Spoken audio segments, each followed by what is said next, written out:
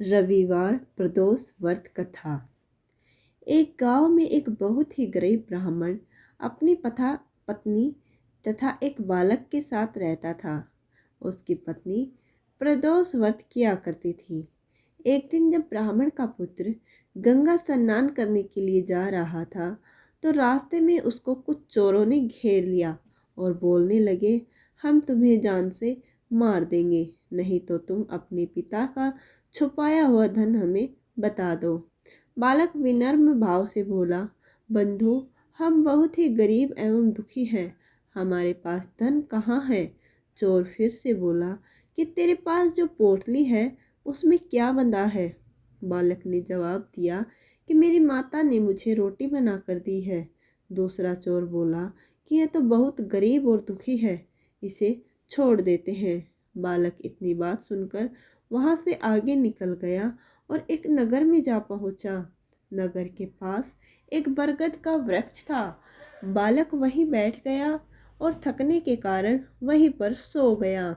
उसी समय नगर के सिपाही चोरों की खोज कर रहे थे।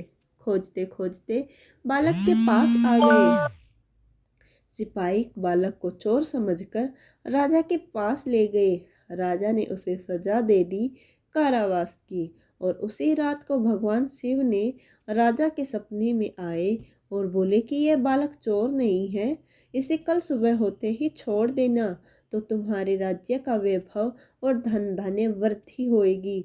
अगर नहीं छोड़ेगा तो तेरे राज्य का वैभव और जो भी धन धान्य है वो सब नष्ट हो जाएगा।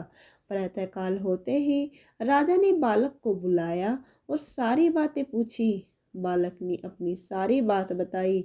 यह सुनकर राजा ने बालक के माता पिता को सिपाही भेजकर दरबार में बुलवाया। बालक को इस हालत में देखकर उसके माता पिता डर गए। राजा ने उन्हें डरा देखकर बोले, डरो मत, आपका बालक निर्दोष है।